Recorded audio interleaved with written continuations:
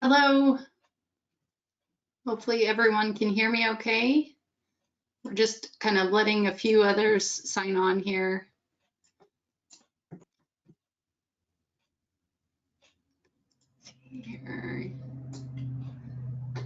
We'll give it about 1 more minute just to make sure we can get close to the amount of attendees that have registered online. How many people do we got, Kristen? Yeah, we're currently at 40 right now. So I was hoping to get maybe about 10 more on before we begin. Again, just about 1 minute. If anyone has any questions just to start off here, or if you're having any issues with hearing us or seeing the screen, please raise your hand or use the chat function and send us a comment or a question that we can hopefully help resolve. There's an option to send it just to the organizers or to the organizers and panelists. The panelists are the only ones that will be able to share their webcams. And so that'll give you an idea of who you're chatting to if you need to. Great, thank you, Michael. Whoops. So Michael, is there any way you can, I will momentarily unmute you. Can you let us know what maybe your issue is?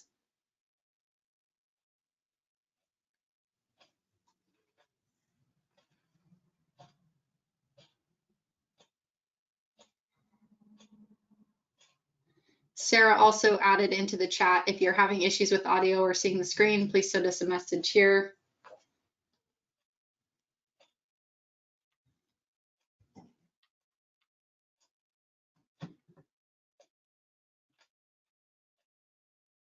Okay. Okay, Michael doesn't have a microphone. That's okay. As long as you can hear us, if you need to chat, you can either email us at info@yolosga.org, or you can chat into the chat box. And Susan, I'm glad that you were able to get the screen up. Again, please let us know if you're having any issues. Mary, can't get audio. Can you use the chat? Because maybe Sarah can send you Sarah, can you try to send her a personal message and get it resolved? Yeah, I'll try to work it out with Mary, Kristen. Perfect, thank you so much. There you go. There, now you have a mic. Can you hear me? This is Michael. Yes. Probably not. Apparently not. Hold on. Yes, Michael, we can hear you. We can hear you. People can hear you, it says. Oh. Oh, except now you don't. Hold on. Now I don't have. Now we don't sound. have. Yeah. No, speakers. There we go. Microphone muted. Yes, not. Can you hear us okay, Michael? Try that again. I can hear you now. Can you hear me? Yes. Wonderful. Thank you. Great. Okay, so any other issues with connecting or being able to hear or see us, please put it into the questions or chat box here, and then we'll try to help get it resolved. We would appreciate you muting yourselves when you do not have a question, so that the presenters can have an opportunity to talk. And we appreciate you all dealing with this remote and virtual platform. It's a little challenging for us all to adjust to, and we really appreciate you taking the time to come, given the circumstances. We would have much rather had this in person, but we're excited for the opportunity to talk with you more and to let you know what the Yolo Subbasin Groundwater Agency has been doing in developing the Yolo Subbasin Groundwater Sustainability Plan. So with that, I'm going to go ahead and get started so that we can try to stay on schedule as best as possible. Again, thank you for joining us on this evening, and thanks for everyone's patience in learning how to register and getting to this point. Sarah, I know you're answering a bunch of questions, but if you could do next slide for me, that'd be great. We have a lot of content tonight, but we want to try to keep it very high level and fun and interesting. So we don't put anyone to sleep. I know it's the evening and dinner time can make us all ready to go to bed. But anyways, for tonight, we're going to introduce everyone, and then we're going to update you on the development process of the Groundwater Sustainability Plan. We'll review the groundwater conditions in the Yolo Subbasin as they have been historically and as they are today. And then we'll review what's known as the sustainable management criteria, which is the sustainability indicators and other terminology that's used in the groundwater sustainability plan that's required by the state. And so we'll give you an idea of what is covered in the state, what's required in the plan, what's required by the state, and we'll give you more details on how you can review the plan. And then also we'll talk about the projects and management actions, which is really the most exciting part of the plan. Is what are the projects and management actions that we're going to implement in moving forward to ensure sustainability in the Yolo Subbasin. And then at the end, we'll have a wrap up and next steps.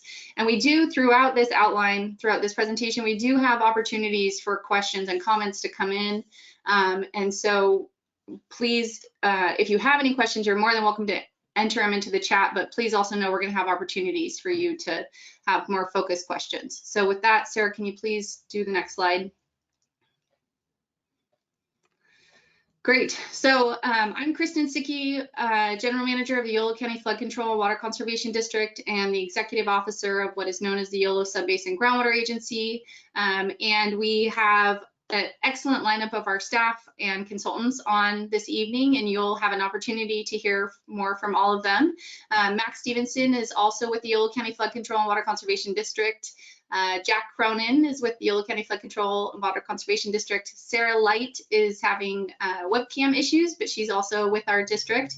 And then Larry Rodriguez is with GEI Consultants, and Satya Gala is with GEI Consultants. And so we had many other important people part of our technical team, but for this presentation tonight, these are the key staff that are involved, and we are meant to be a resource for you to answer any questions you have. So hopefully you'll find this helpful and informative, and then you'll also have a way to connect with us afterwards. So Sarah, next slide, please. Another thing is that this presentation will be recorded, and so in the event that you want to see it again for any reason, you'll have that chance, but we'll also be emailing it out to those that weren't able to participate, and if you want to share it with anybody, there will be that option. So just to make that clear, that's going to happen, and then again, we'll make sure we have all the links for you available to connect with us at any time. So now we'd like to take a poll of the attendees to see who you are and why you're interested in learning more about the Yolo Subbasin Groundwater Sustainability Plan.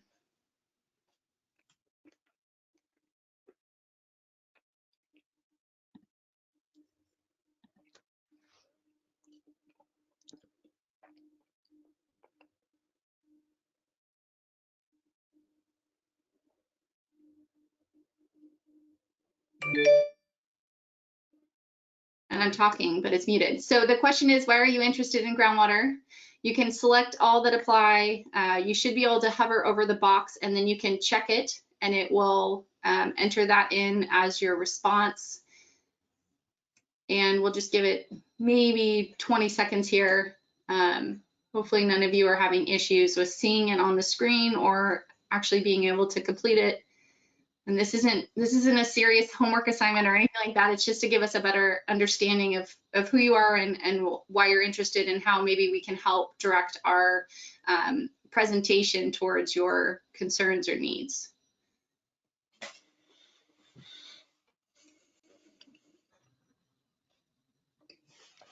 So with that, Sarah, if you want to go ahead and just sum it up. And then if for any reason you didn't feel like you could use the poll, you're more than welcome to just write it in the chat box if you'd like to do it that way. Awesome. This is great. Thank you very much. So 64% of you have a domestic well, 52% have an agricultural well, and there's likely a lot of you that have both. And then 58% are concerned about the environment, 36% are surface water user, and then other. We probably should have had an opportunity to let you explain what the other is, but if you're interested in letting us know more about what that other classification could be, please feel free to, again, add it into the chat box so that we could know more. But thank you for participating in that poll. Sarah, next slide, please.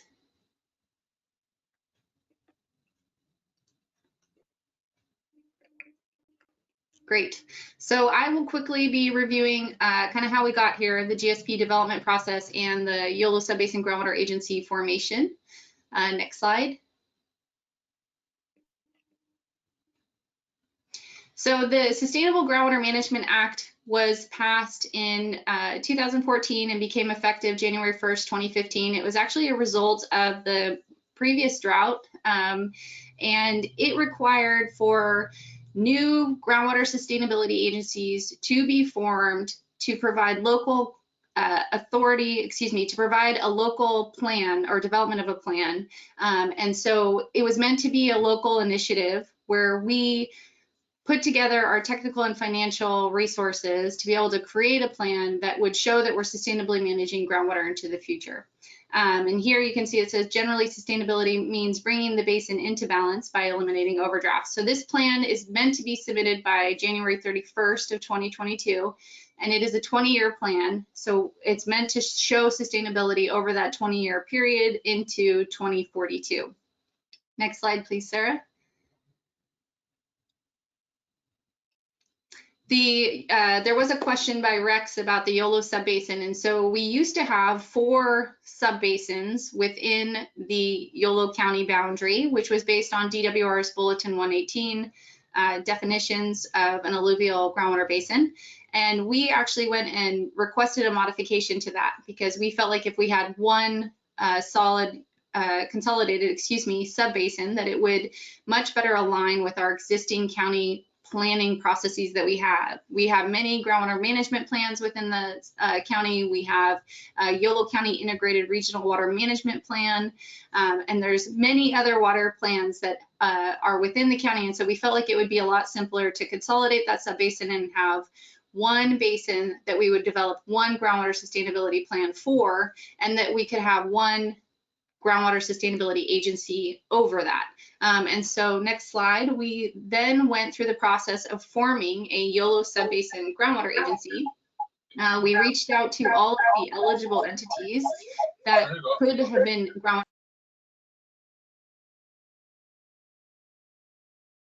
collaborative process using the history of the Water Resources Association of Yolo County. We partnered with the Yolo County Farm Bureau, and we tried to include all entities within the Yolo Subbasin. And so we currently have, as you can see on the map here, the cities are involved, the Yolo County Flood Control and Water Conservation District, the community service districts, reclamation districts all along the river. We have Yochidehi Winton Nation, UC Davis, the county, and again, the Farm Bureau. And so next slide, please. We formed what's now known as the Yolo Subbasin Groundwater Agency. And this slide kind of has a lot on it, but it is meant to just be a summary of the existing governance structure that's been put in place for this new entity. So we have 25 members.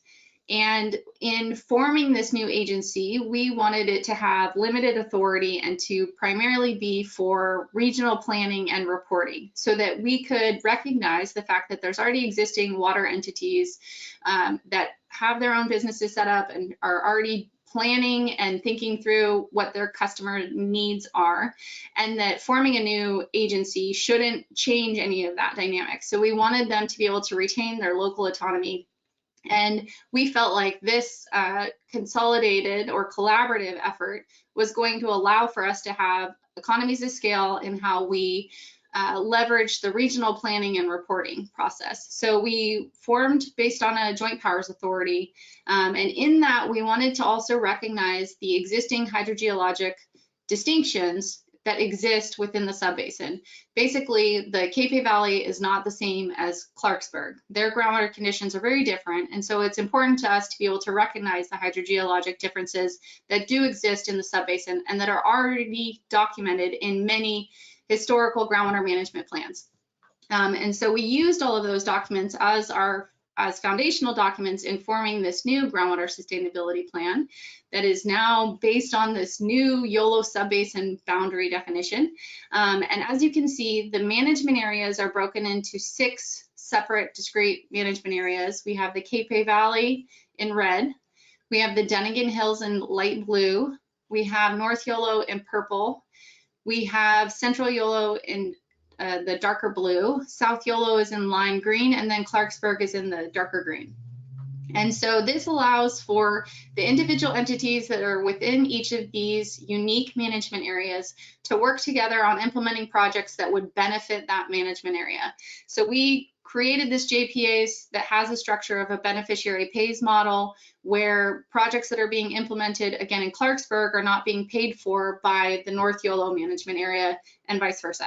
And this is something where we feel very confident with this structure and how it's been established, but the difficult part moving forward is going to be forming the advisory committees that are part of these management areas and then figuring out how we implement the plan that we have now created. And so next slide, please, Sarah.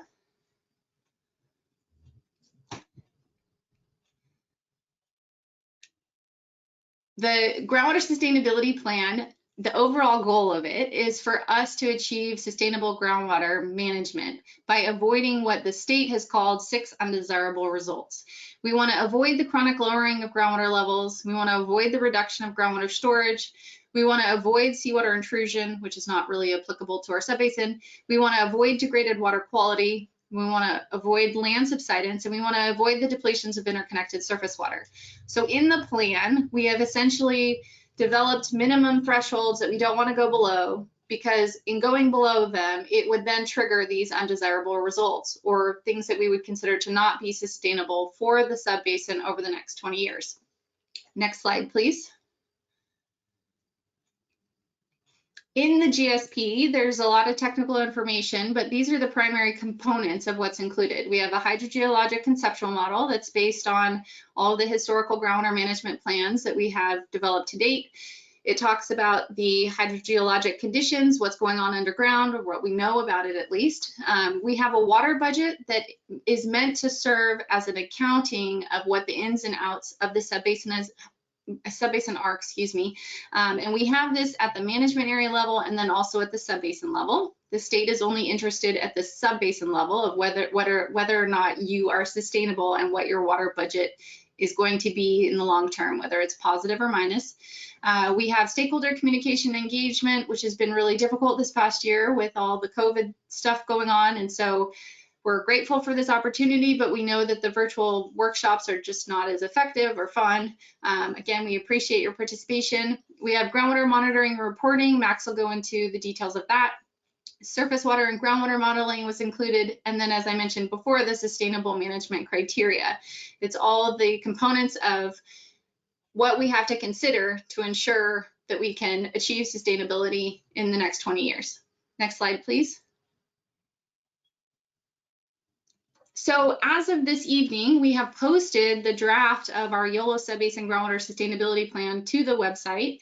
And Sarah will, at some point this evening, not right now, she's probably very busy, she will post the link to where you can access this plan.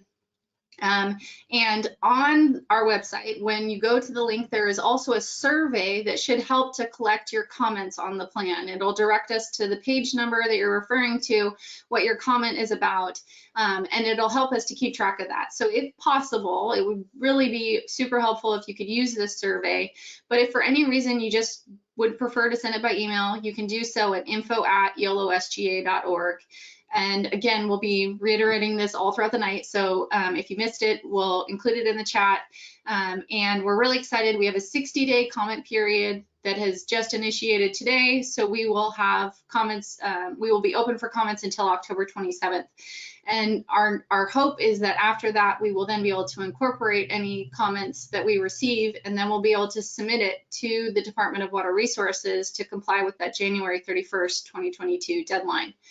And so with that, I'm happy to have the next slide come up.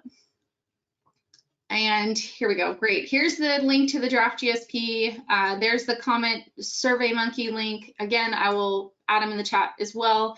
And if you have any questions right now, we have allotted time right now for questions or comments on what I just reviewed. Okay, so we have a couple questions from the chat. Rachel Long is asking, what management area does Zamora fall into? Great question. If you can go back quickly to the management area slide, Sarah. Yolo Zamora is in the North Yolo management area. It's right just north of this blue, yeah, right up in there in the purple. Hopefully that's helpful. Okay, and Ben King would like to know, regarding the beneficiary pays model, how is that formalized in your governance structure? Ben, that's a really good question. We have, I believe it's section 8 in the JPA, and I'd be happy to provide you the exact language if you want to see how it can be applied.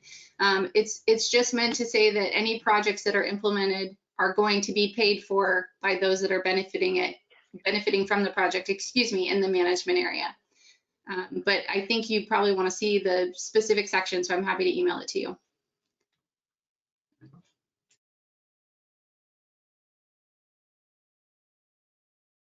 And I saw that Ben also had a question about if we have environmental representatives appointed for each management area at this point, and that's another good question. Thank you for reminding me. We do actually have an environmental representative that sits on our board. She is serving for the entire subbasin, so not specific to individual management areas, and that is something that could be considered as if there's a need for an environmental representative at individual management area levels. And then I should also say that the Farm Bureau is serving as our private pumper representative as well on that board. Fritz Durst asked about the executive summary. Another good question. Larry, will we be creating an executive summary for this very thick report? Yeah, we will prepare an executive summary when we do the final document. So.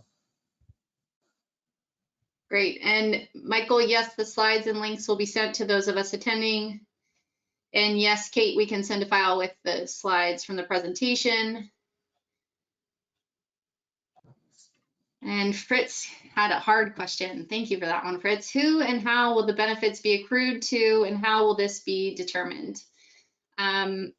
Yes, that is what we're going to have to work out in project develop. Well, I should say more feasibility studies that go into project development. We do have a list of projects already, but as we start to think them through more and identify the benefits in more detail, I think that those questions will be answered.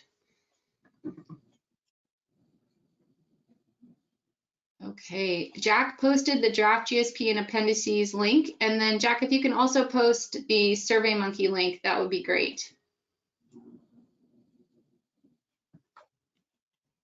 Yes, so I will post the SurveyMonkey link shortly. It looks like we have 2 raised hands. So Michael Delacourt, if you still have a question, you can unmute yourself and ask it. No, I think I'm fine for the time being. Thanks.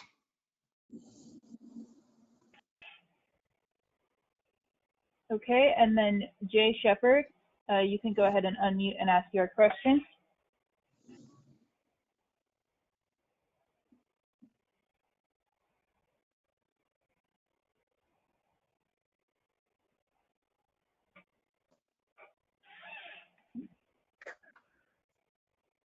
This is what the survey will look like here, and I will drop the link in the chat for everyone. Jay, are you able to ask your question? I don't have a question. Okay, your hand was raised. All right. I think that's all the questions.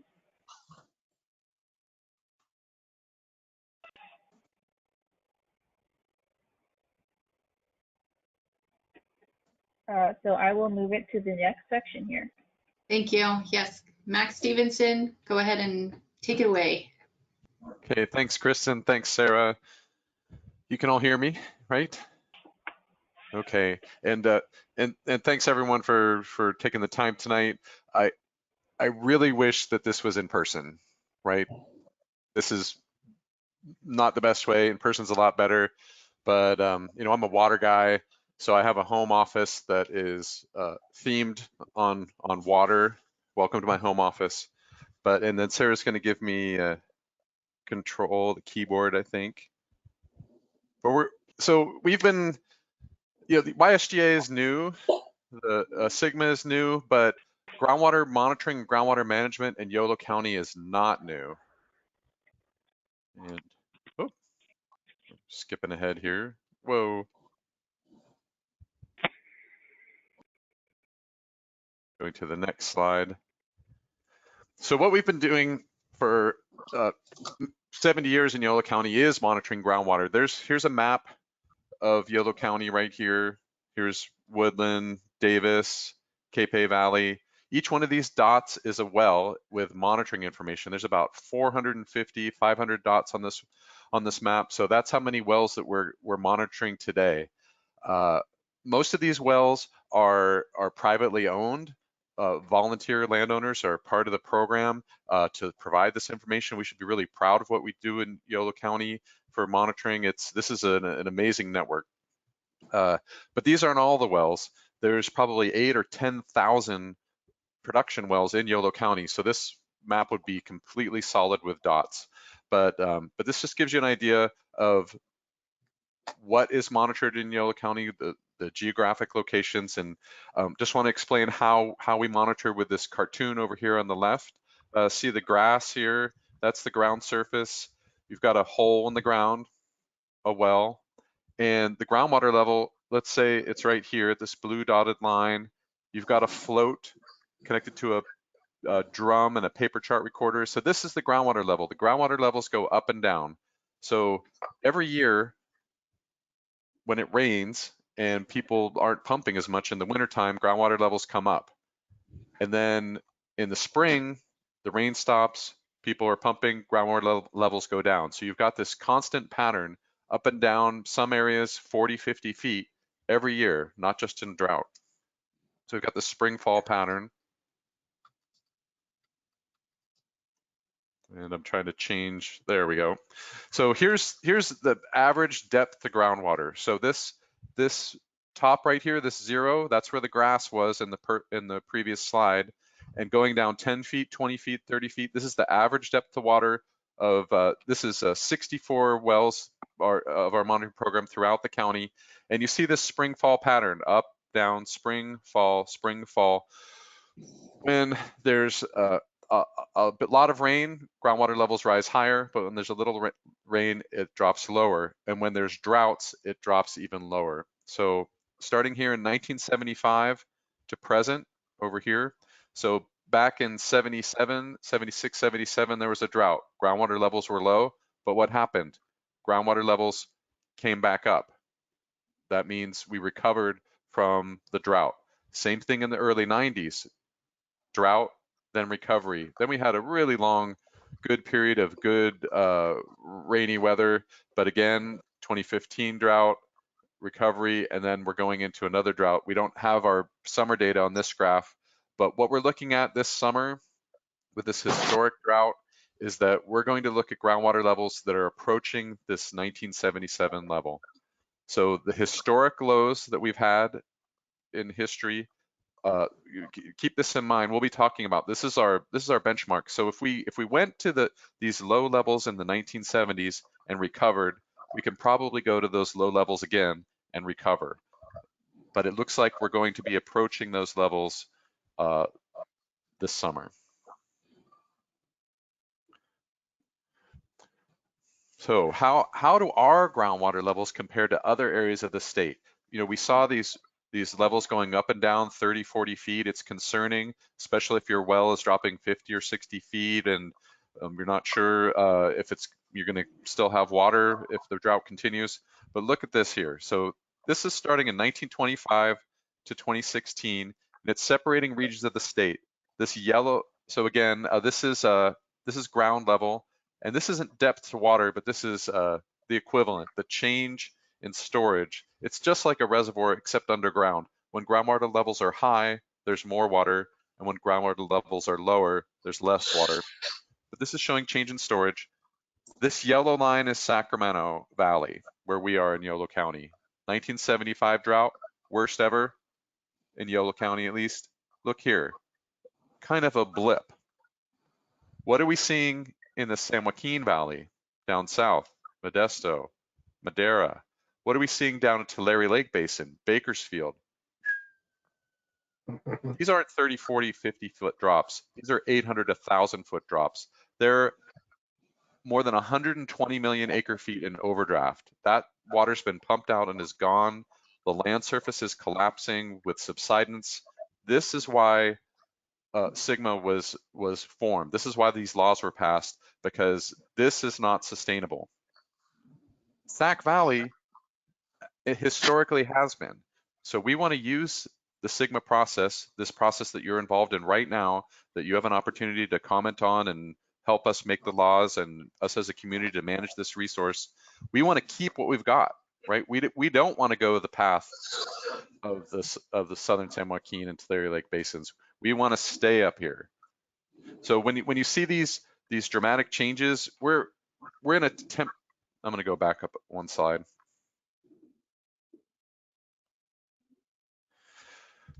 So these drops right here in recovery, it's not on this graph, but we're dropping right now in this terrible drought we're in right now. Hopefully we'll have recovery. These big changes that are important to us, they don't even compare to what's happening down south. So just keep that in mind, that we're working to preserve what we got. We're not hell in a handbasket yet. We're just in a temporary drought. So we are going to be responsive to a temporary situation. Oh, so here's some more data. So these are the monitoring wells. Is there a question? Any chat questions, Sarah?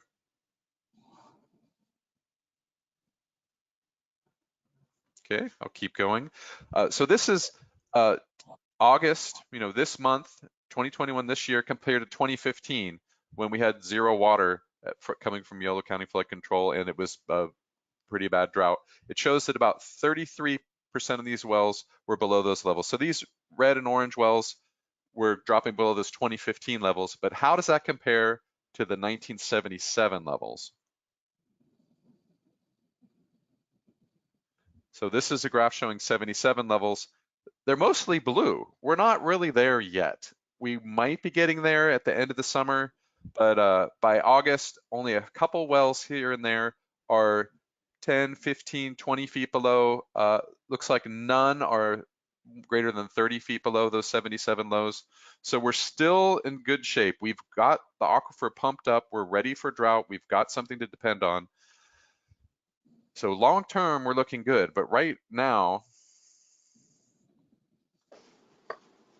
so in response to what's happening right now, we have a domestic well impact mitigation program. So those shallower wells that are in rural residences or shops, we're working on that. We don't know exactly how we're going to help, but that is one of the management actions that we'll be pursuing as the YSGA in the, help financially, help with water, help with temporary solutions. These are the things that are happening right now in this severe drought. That is not the whole plan though. The plan is looking at that 50-year timeline. Are we sustainable over the decades? That's a different question. And we're looking at both of those questions. We're looking at how we're going to respond to severe droughts, this short, sharp shock that's happening right now. We need to respond to that, but we expect groundwater levels to generally recover. how are we doing long term? And Larry's going to talk about that. Let's see. So that's kind of the history of monitoring in Yolo County and how we're doing. We're in a current drought right now, but historically we've been sustainable. So any questions? Thanks, Max. Ricardo is asking, how can a private well be added to participate in the well monitoring network? How can we apply for it? So give me a call. In fact, any questions of that nature, just give us a call at the office. I'm happy to answer anyone else's. Typically, we only add new wells to the long-term monitoring program that are in areas where we have holes or data gaps. But we will come out and measure your well for free, just on a spot basis, to give you an idea of what the groundwater levels are, and we'll put that into our spot database also. So yeah, please give me a call. We might be very interested in adding your well to the network, or it might be right next door to another well. So go to yologroundwater.org, zoom in on the map, on the data map. You can see all the monitoring wells and data that are around you, and yeah, give me a call and let's talk.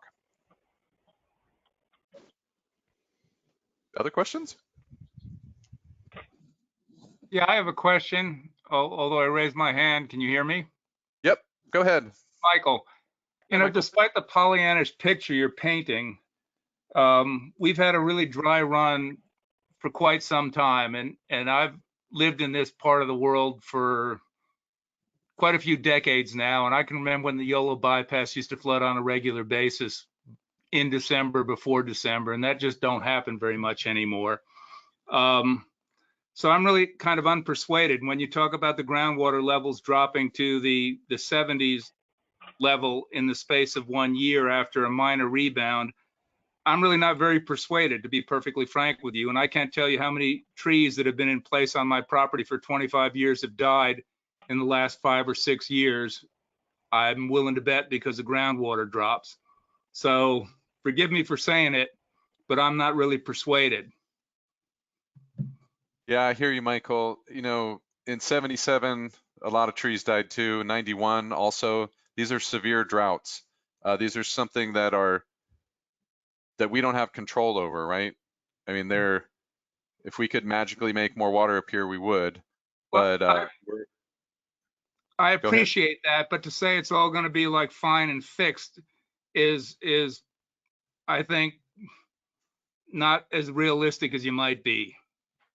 historically, we've rebounded. I mean, we only have the data that we have, and I showed it to you that when groundwater levels drop, historically they've come back. You know, we can't predict the future. We don't have a crystal ball. We just have to depend on the data that we've collected in the past and how the aquifer has responded in the past. I agree. It's very worrisome what's happening right now.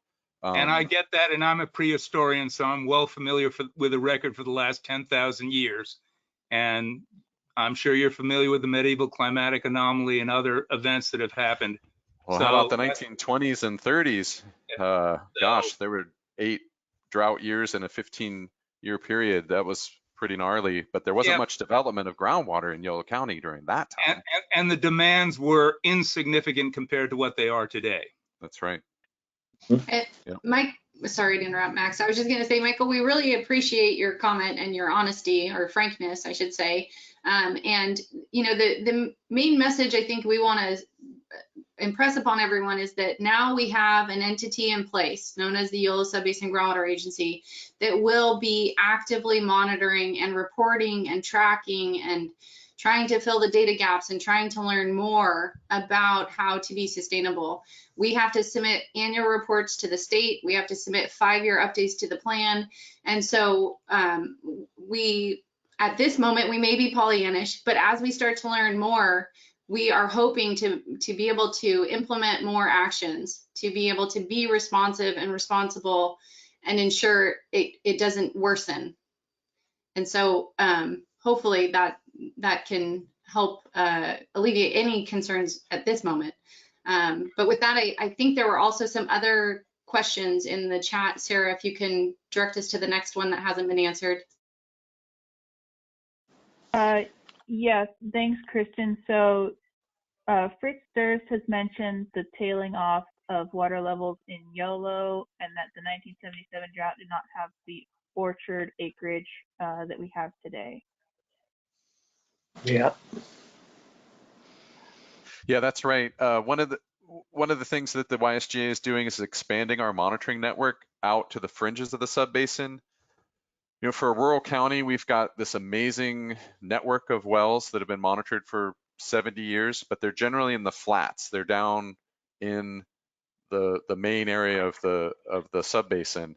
But on the fringes where a lot of the orchard development has happened, there is no long-term historic data there. That wasn't developed. It wasn't seen in the past as important to monitor because no one was pumping.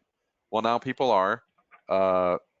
There's some other reports we can share, but eventually at some point when you pump, you're going to pump more than is recharged on average.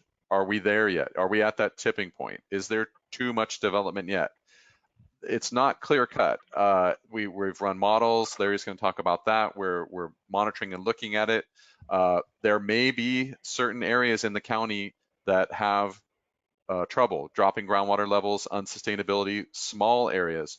Overall, it looks like it is sustainable, but that's an average. Some wells and some parts of the subbasin may be of greater concern than others. Thanks, Max. One more question for you. What is your historical benchmark for the Dunnigan area? That's coming from Ben King. Yeah, and we'll talk about that. There is a paucity or dearth, or there's not enough monitoring wells in the Dunnigan Hills area. In the Dunnigan area, in the flats, by Highway 5, the town of Dunnigan, there's plenty of good data, and the benchmark is still 1977. The Dunnigan Hills, if that's what you're asking about, where a lot of the new orchard development is happening, we don't have those historic 1977 levels, and we are establishing new wells there, trying to find. Just the other day, I added a well where the well owner had historic data going back to the 1980s. So we we put that into the database, but we need, one well here, one well there. We need a lot of wells everywhere in those areas. And that's partly why we formed the YSGA, is to take care of business, do the monitoring and management that's needed. Okay, we have a couple more questions about monitoring specifically. What's happening with subsidence in Yolo County? Asked Rachel Long. Subsidence in Yolo County, we have a robust monitoring. So subsidence is the collapsing land surface. There can be many reasons. Typically, we pump out the groundwater and it doesn't support the land and it collapses a little bit, but there can be tectonic plate action, settling action, oxidative subsidence in the delta, the peat, the high organic matter soils volatilize, and you have but the subsidence we're talking about here is subsidence from overdraft or overpumping. So starting in 1999, the Water Resources Association established a network of benchmarks, and so we've been monitoring them since then. There are some areas of low rate subsidence, and Larry, you're going to talk about that later? Yeah, but I won't get into the details. So if you want to talk a little bit about that now, yeah. So we're looking at a half inch per year on average in the high rate areas. But other areas are actually uplifting, so it's pretty even compared to down south. San Joaquin, Tulare Lake Basin, Southern Central Valley, there's subsidence of a foot or a foot and a half per year. And, if subsidence is even, it doesn't really matter that much, but if it's uneven and you got your canals going backwards, or you're breaking pipeline infrastructure or drainage systems or capacity of flood conveyance, those are issues. So subsidence itself isn't bad, but is it affecting our infrastructure? Is it creating problems? That's what we've written into the plan, that we want to monitor the subsidence, but we also want to monitor the effects of subsidence. Are we having problems? Are we damaging our infrastructure? And that's part of the plan. Does that answer your question, Rachel? Okay. I am seeing several questions about climate change and the future. These will be covered in the next section. So if you still have this question in the next section, feel free to ask it again. One last question regarding current conditions. Do you have a recharge map under current conditions to compare to pumping? And that's from Lori Flint. Well, it's a whole hydrologic system. The recharge and pumping and the plants evapotranspirating and the rainfall. It's the whole hydrologic cycle, and we've collected tons of data on that and put it into a computer simulation model in order to track all those changes in every section of the subbasin. And we did a 50-year simulation. Then we did a 50-year simulation into the future under different scenarios. And so the answer is yes. But if you're asking about just specific areas where we put water back into the ground for recharge, give me a call, because we're doing that too. Okay, thanks, Max. I think with that, we can move on. So I will hand it over to Larry to cover the sustainable management criteria and what we're looking at for the future. And Sarah, if you could advance my slides, that would be great. Okay, so we're going to talk a little bit, and this is going to be very high level because all this information is in the GSP. And if I was to go into the details of all of these criteria, we would be here for hours and hours and hours. And that, not to say we don't want to share that data with you. We certainly, I know we've shared a lot with various groups as we've gone through this process and gotten their input on how we're setting our sustainability indicator and thresholds and objectives. But again, all of that's in the GSP that's now posted on the internet. So I'm going to do my best to boil down, I don't know, 100+ pages of the 280-page document that's available for your review. Next slide.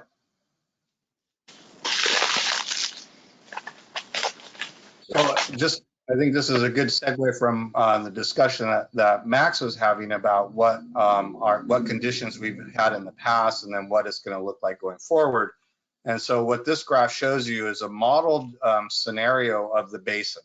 The red line up until October, where it says October 2020 is, or almost there, is a simulated condition of the basin, but it's been calibrated, so it really represents the change in storage in the basin. As you can see, we go up, we go down, but generally we're fairly stable. And that's really what Max was getting to, in terms of how the basin has reacted in the past to activity.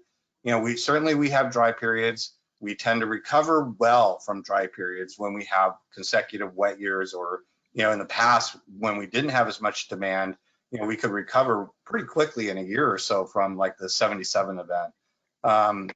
And so we do see this ability to recharge our groundwater basin relatively quickly. And so that's really one of the premises that we've taken and want to maintain going forward. We recognize that conditions will change, land use conditions will change, but we have a goal. And that goal is to really manage the basin to react in about the same way that it's reacting today. And that's what we really want to kind of plan for. That'll be a big part of the projects and management actions that we want to implement, and Jack will talk about that later. But I'm going to walk through how we set up the criteria to make sure we do try to manage to that condition of kind of keeping it where we are right now.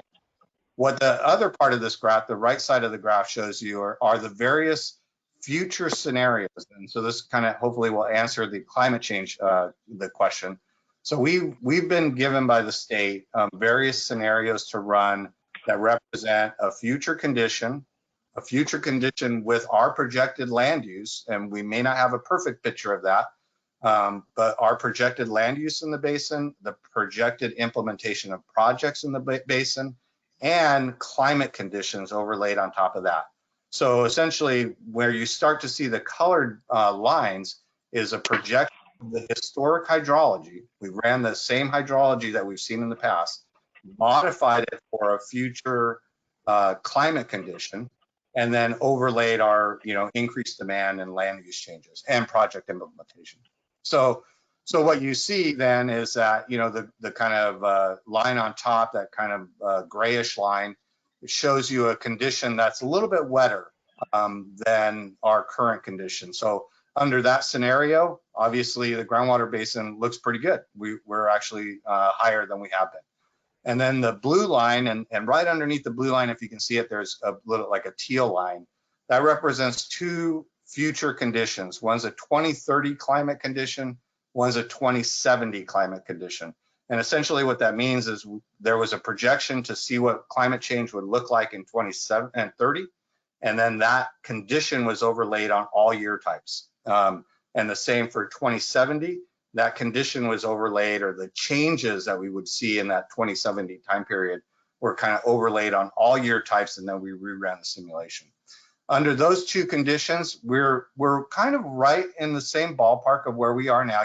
You see the same trend because, we're just overlaying that on our current knowledge of wet and dry years.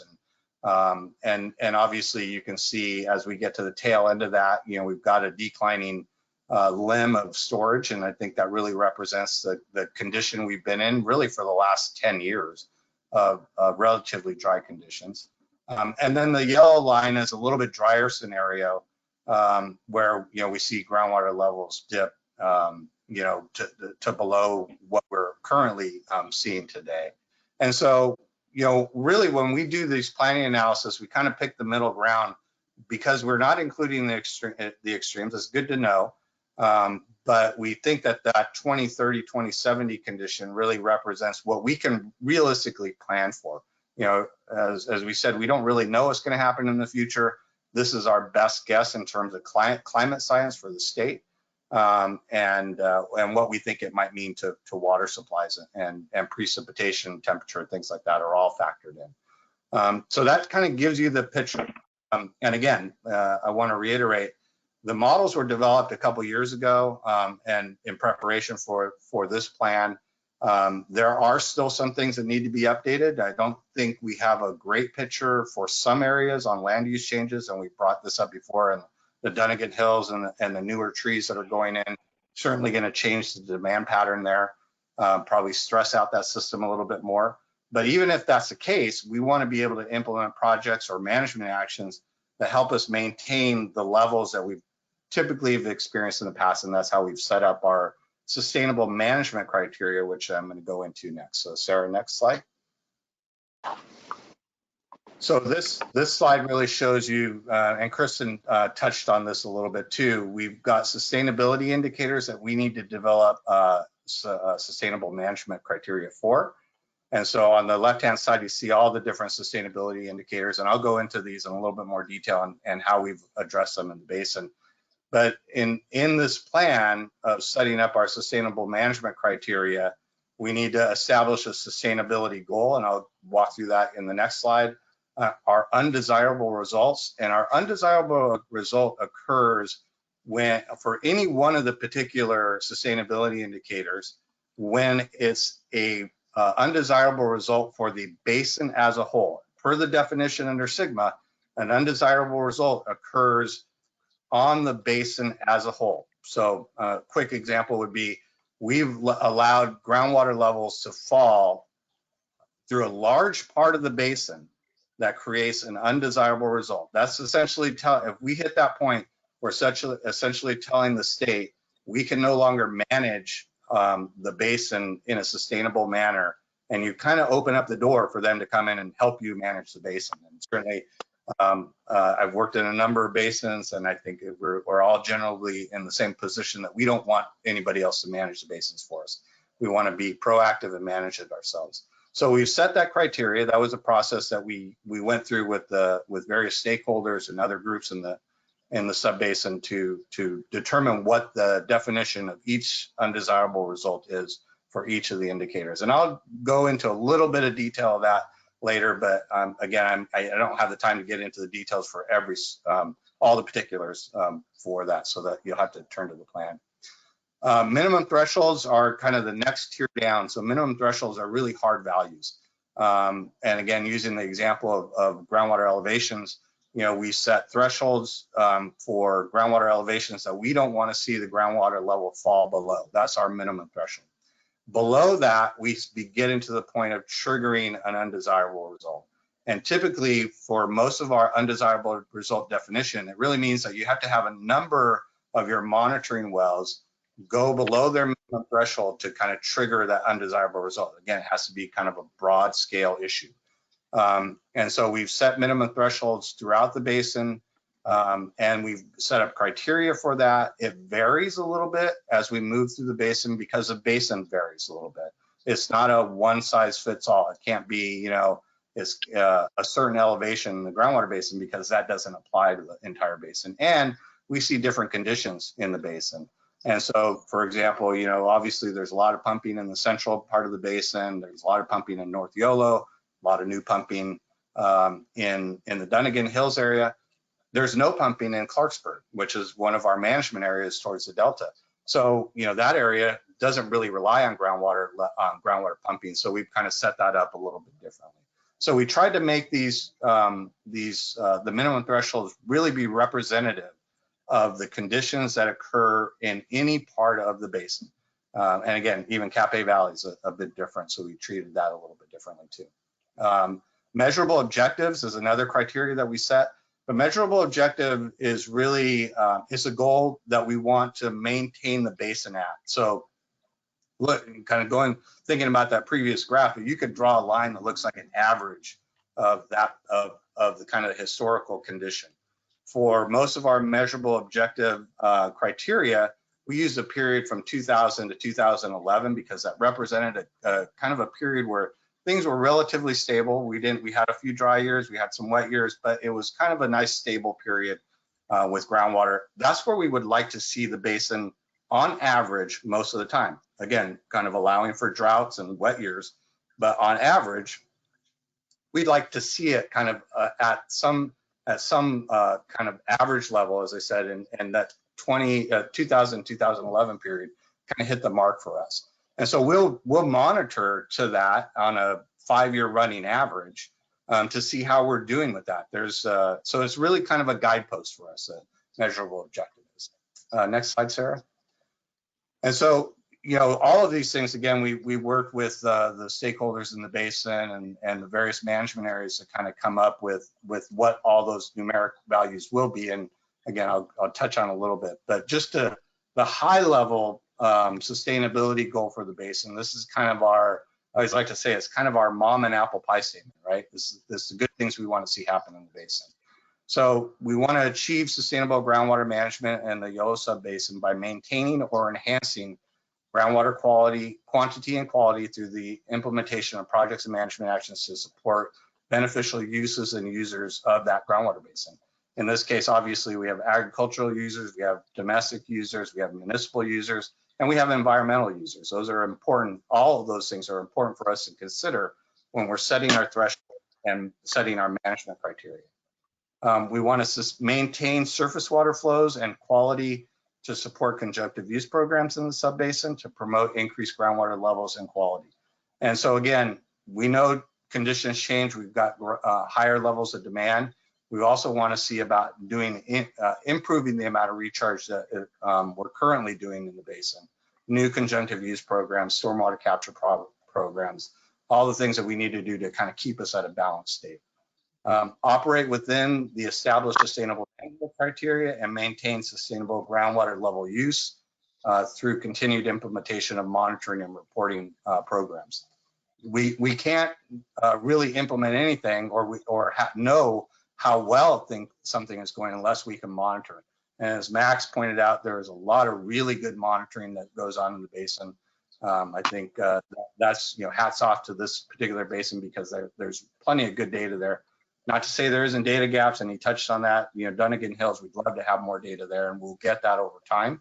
But it really comes down to being able to monitor the system very well to tell us when we're maybe straying from our goal and we need to make a change.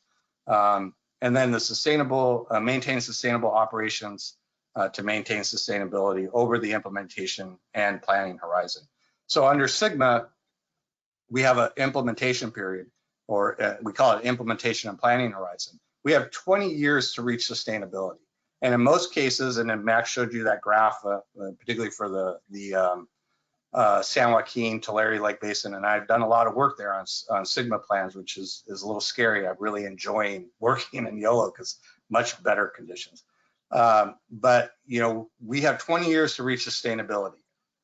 Really, the Yolo Subbasin is being maintained in a fairly stable, sustainable manner now. We want to maintain that going forward. That's really one of the main objectives of the plan, is to maintain our current condition, not make it any worse. We think we're in a good spot. We can make it better, certainly, but we want to set our goals so that we're trying to maintain our current condition that we currently have. Next slide, Sarah.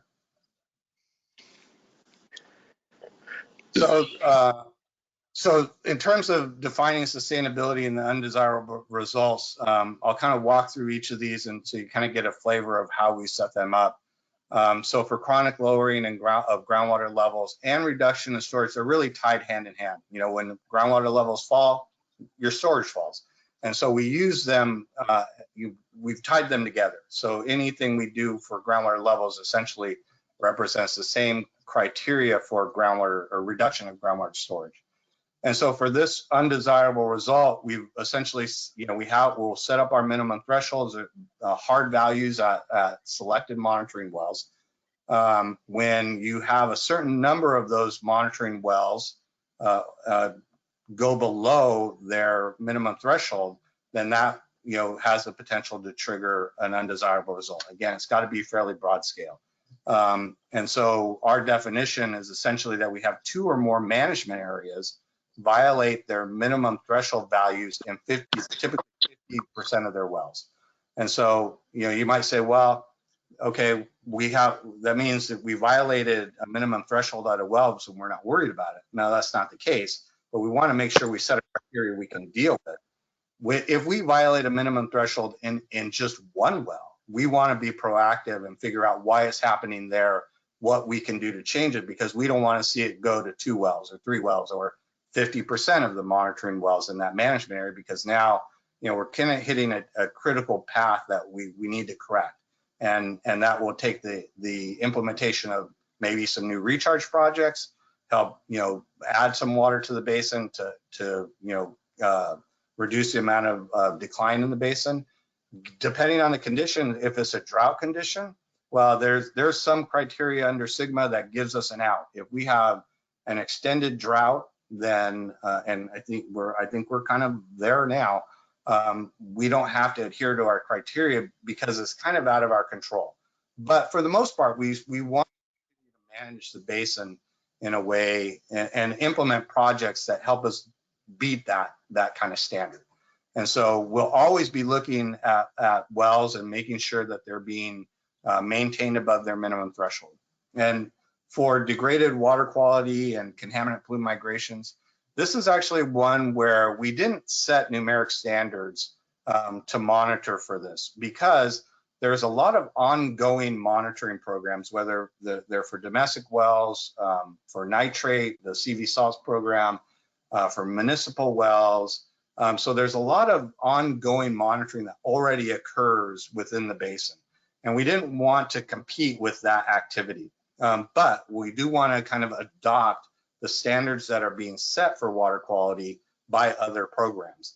And so our strategy here is that we're not going to set hard numeric standards, but we know that there are certain constituents that we're concerned about. Arsenic is one, boron is one, hexavalent chromium is one that's coming up, we know. And so there are things that we want to continue to monitor, we want to watch. And so as other entities do their monitoring and post their results, we'll annually review that and make sure that we're not seeing a trend in groundwater quality that's really affected by groundwater management activity. And because that's really important, is the linkage between how we manage groundwater levels and how groundwater levels change because of that management, and the spread or occurrence of any contamination. Essentially what Sigma says is that we don't want groundwater management activities can't make your condition, in this case, a water quality condition, worse. And so we don't make sure we stay, you know, in a place where that activity isn't affecting water quality. And right now, I think we certainly have water quality issues that need to be dealt with, but we don't think that they're really tied to, you know, the fluctuations in groundwater levels. Land subsidence, we touched on this a little bit. We've set a standard that's kind of the long-term average in the basin. And the interesting thing about, you know, and Max kind of touched on this, you know, one of our big concerns about subsidence in of itself is not ideal, but it really is impactful when it starts affecting infrastructure or we start losing storage capacity. Those two things are really our primary concern.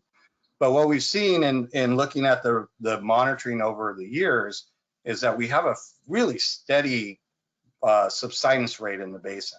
And it doesn't necessarily change a lot when we have dry years or wet years. Certainly, we all believe part of that's attributable to groundwater pumping. And, you know, typically when we see subsidence is because you've dewatered a certain layer of the aquifer and it's now starting to collapse because you're reducing pore space. And typically this happens in clay lenses that occur. And so, but we also see, because groundwater levels have typically rebounded to pre-drought conditions, for example, those layers get re-wetted, yet we still continue to see subsidence. We expect that, because once you've dewatered layers, you really can't re-water it, so to speak.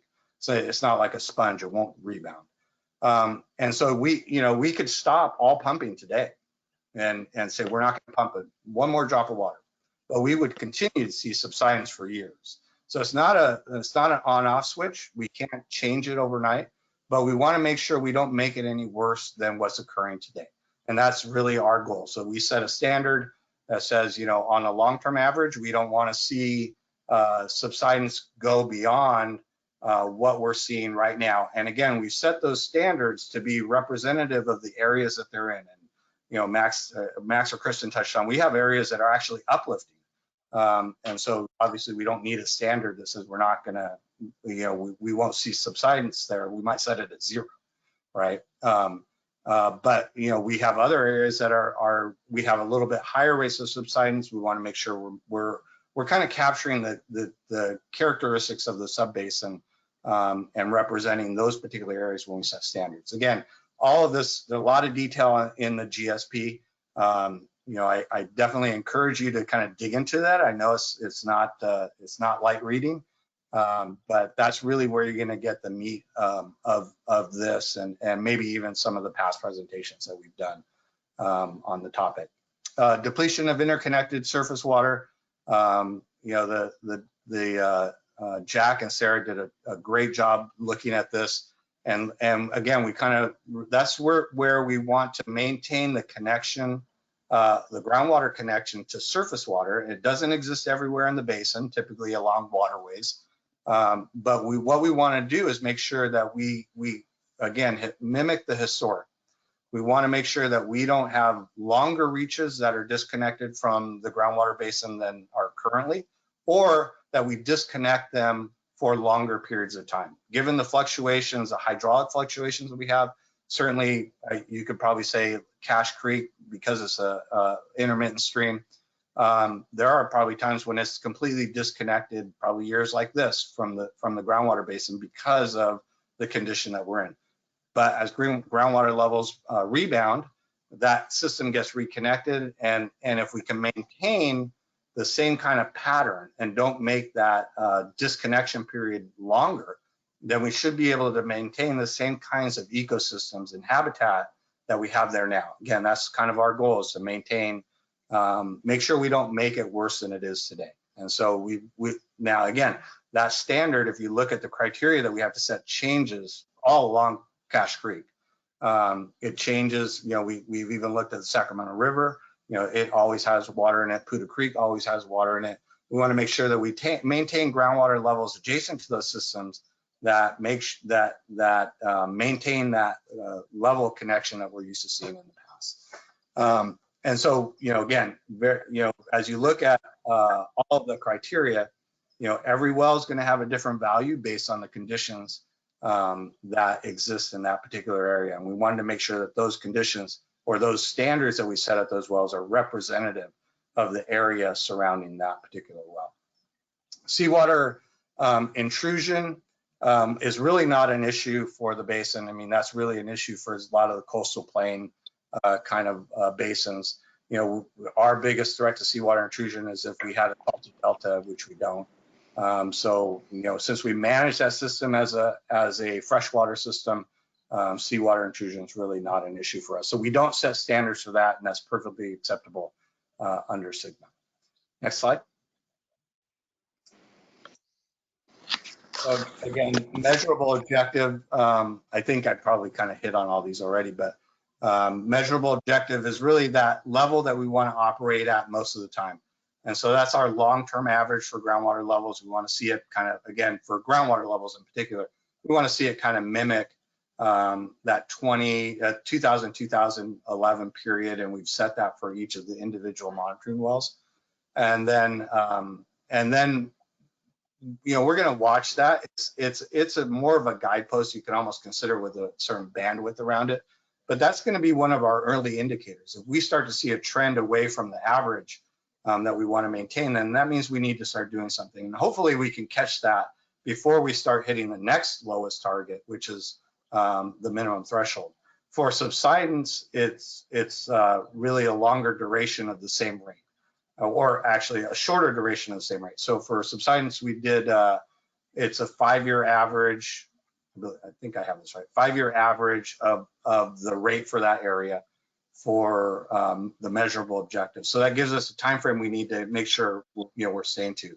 It can, again, it's different, the rate's different for different parts of the subbasin, but it gives us a period that we can react to. For measurable objectives on the next slide, or minimum thresholds on the next slide, that's where we kind of have the harder values. We don't want to go below these values or exceed the criteria. And so, again, we've talked about, or kind of talked a lot about for groundwater levels, that's an easy one to understand. So those are hard values in representative wells.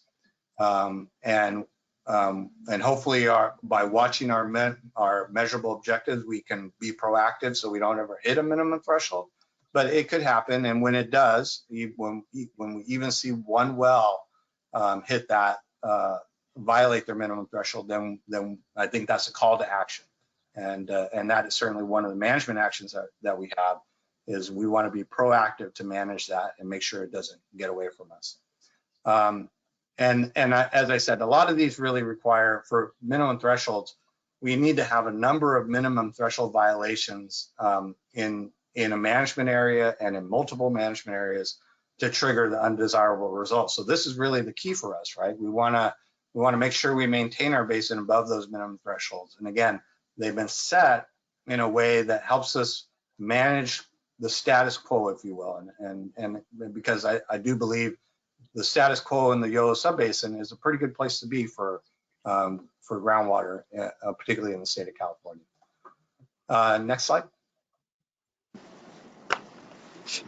My last, so this is just the representative monitoring wells. And so you see, obviously you see a big difference here in the slide that was shown before, that Max showed, and all the different wells. I mean, as he pointed out, we could cover this map with black dots. But under SGMA, you need to pick a subset of wells that you think is representative of the area. And if there's a lot of work that goes behind not only selecting your representative wells, but reporting on your representative wells every year. And so, you don't want to have 1,000 wells, because it is a lot of work, and not to say that's a bad thing. But we don't need to do that. We can pick wells that we believe are representative of the surrounding area and make sure that our network is dense enough to do that. And I think for the most part, that's true. But we do have data gaps. And again, we talked about Dunnigan Hills. You can see, really, we've got 3 wells in Dunnigan Hills, and they're all on that kind of southwest end there, or southeast end of Dunnigan Hills area. And so over time, we want to be able to put in more wells there that we can use as representative wells and assign, through some additional analysis, assign an appropriate minimum threshold measurable objective for that area. As Max pointed out, there's not a lot of good historical data there. So it really was pretty tough to do that. But I think we really identified that as one of our data gaps. You look down at Clarksburg on the far bottom right-hand side there, there's really no representative wells there because there's really no groundwater pumping there. I mean, certainly they do some pumping just to take the water out of that area because otherwise they're more drainage kind of pumps, but they're not used for groundwater management as we look at it in the rest of the basin and as it's considered in Sigma. And so we have identified that area as a watch area. And so what that means is we will continue to monitor the activity that occurs in that area and adjacent to it, and make sure that right now, because there's not a lot of groundwater use there, if that changes in the future and there becomes more groundwater use, then I think we would probably start to look at maybe setting some management criteria to make sure we're in check. But at this point, that's really not necessary. But as a watch area, something we will look at every year to make sure it is what we expect, and that's really kind of a pretty static groundwater level just below the surface. And so this network really shows, again, it shows the green wells are the surface water groundwater wells, the blue wells, and the I think there's some orange wells in there are the surface water groundwater interaction wells. So they have slightly different standards, or sometimes they're both. So we've set standards for those as well. But that's really the network that we'll look at going forward. And I think that is my presentation. Again, I'm trying to boil down a lot of pages into a few minutes. And so I apologize for kind of the really high level presentation, but certainly we can answer any questions if you have them. Thank you, Larry. We are getting a lot of really excellent questions coming in, and Sarah and I are kind of typing away here, doing the best we can to respond. But there is a significant amount of comments that are coming in about land use and our considerations for incorporating future land use and how that may be affecting things and the hardening of demand. And there was a question about, oh, and of course it scrolled down here, but there's a question about whether there's any regulation of permanent crops in the works, and whether you need to, I think, get a permit for putting in orchards currently. And so these are all really excellent questions. We are doing our best with the information we currently have, and we have modeled land use from 2018 into the future as being consistent. And so we recognize that as a data gap. We recognize that we need to incorporate better land use projections into our planning processes. That is a project that we want to do moving forward. But we are also starting to have these conversations among the entire Yolo Subbasin Groundwater Agency board about, okay, what are the land use decisions that we need to work with Yolo County on? How can we better incorporate ourselves into the well permitting process so that we can gather better data and information to understand maybe what policies or management actions do need to be implemented moving forward. And so all of your questions are very much on point to these conversations that we're starting to have, and it could be very frustrating coming to this meeting and thinking that we don't already have the answers. But it's complicated. We're a newly formed entity. We're trying to do the best we can with the current deadline we have to provide this plan to the state. And so with that, I'm going to stop talking, and I'm going to allow Larry and Max to provide any thoughts that they may have on this very complicated, challenging one about future land use changes and how the plan may or may not do a good job considering that. Well, maybe I can give you some examples. And so, for example, now, in the Yolo Subbasin, because we believe that generally in the past we've been able to recover fairly well, and while we see kind of hardening the demand and new demands coming on board, the hope is to be able to continue to support the economic growth of agriculture in the region.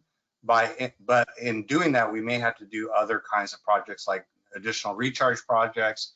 And so hopefully we can support that as a basin. We can support that level of economic growth that I think most people would like to see.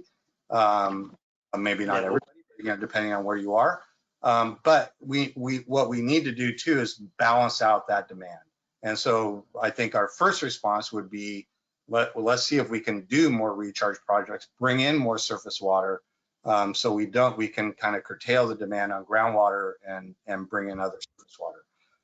The flip side of that, and this is, again, I do a lot of work in Kern County, and where this is Kern County's ground zero, right? Groundwater levels falling like a rock, as Max said. You know, they are applying very real teeth. We're setting up water budgets for landowners that essentially means over the next 20 years, there are going to be a lot of farmers who won't be able to pump any water at all. And that's a pretty drastic change. Thankfully, you're not there, right? You don't have that situation. You still have the ability to manage to a better sustainable place.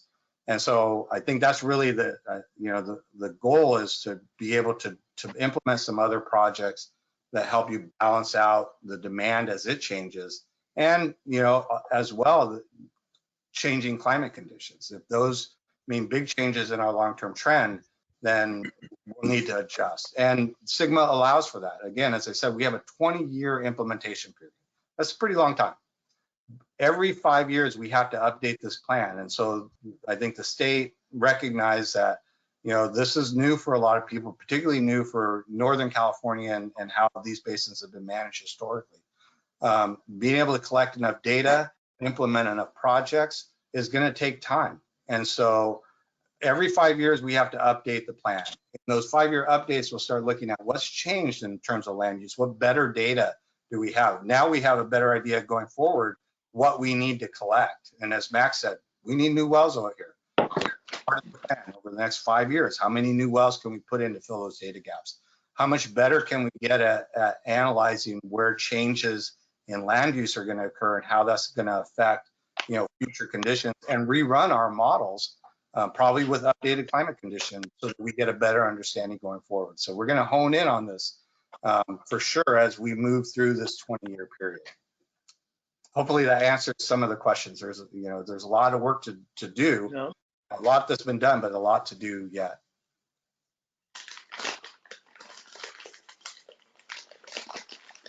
Thank you, Larry. Oh, go ahead, Max.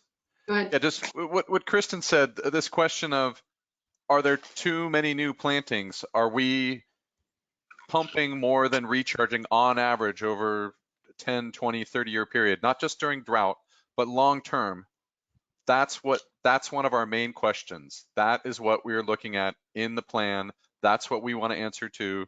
We don't want to turn out like Southern California. So we're definitely, I mean, we need help from you, and this is how you're doing it. Keeping our feet to the fire, and that's what we're looking at. The second point is that, like Larry said, bring in more water. Wow, we're already doing that. The cities of Davis and Woodland and UC Davis with their Sacramento River project, on average, that's bringing in 40,000 acre feet of new water every year. Not during drought years, but more during wet years. And it's on average 40,000 acre feet. That's a lot of water. The district, Yolo County Flood Control, for the past 5 years, we've been working, getting permits to divert flood water. When Cache Creek is running, we put it into our canal system, our 165 miles of canal. They're not lined, they're dirt on the bottom. Just putting water in the canal, we calculate 30 to 60,000 acre feet into the ground in a perfect situation. And we've actually, Kristen, what's our record so far? About 15,000 acre feet in 1 year, the 14? For the total 3 years we participated, we recharged 20,000 acre feet, and in 1 year it was 11,000 was the total. Was the math. So we're actually putting water into the ground beyond what naturally happens every year. Rainfall, irrigation. In fact, by district policy, our 165-mile canal system is not lined. So we lose 25% of our deliveries to groundwater every year. And that keeps the aquifer pumped up so that when there is drought, we have this backup to to lean on. When And you have that's not- surface.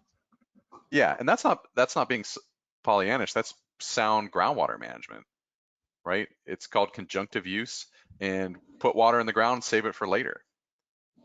Groundwater levels will drop during drought, though. It's these two questions. We've got a severe drought right now, but are we sustainable over the long term? And I get confused myself. You know, we've got to separate the long-term trends, these plantings, the average recharge and pumping over many decades versus a very dry period for a year or a couple of years. Just got to keep that straight in our heads. Thank you, Max. Also, there have been 2 raised hands that I've been hoping to get to, and I apologize for the delay here, and now there's 3 raised hands. So Kayla Robinson, did you want to speak to us? And if so, feel free to unmute yourself, and if you need me to, I can also unmute you.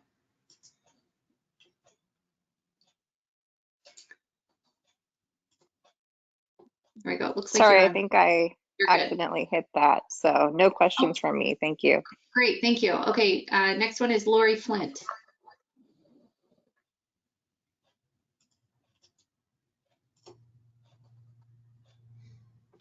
Lori, it looks like you are self-muted. You've been doing an excellent job asking questions too. So if it's a question okay, it looks like you lowered your hand. Thank you. And then Janet Mercurio, your hand is up.